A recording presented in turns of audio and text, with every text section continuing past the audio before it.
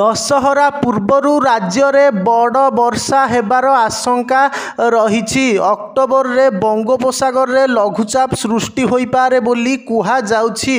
October द्वितीय सप्ताह रे लघुचाप आशंका करा जाउछि।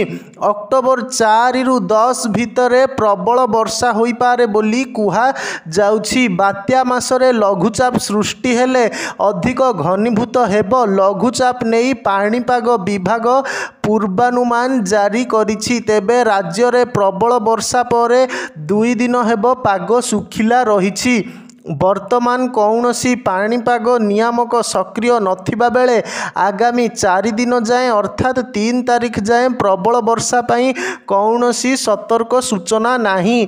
बिजुली घड़घड़ी सह हालुकारु मध्यम धरणर वर्षा हेबाकु थिबा बेले 4 तारीख बेलकु बढ़ी पारे वर्षार परिमाण। सेपटे दक्षिण पश्चिम मौसुमी अपसारण करिबा आरंभ होई जाइथिबा बेले वर्तमान फिरोजपुर, सिसरा, चुरू, अजमेर, दिशा, जूनागढ़ और माउंट आबू प्रत्यावर्तन आरंभ होइछि।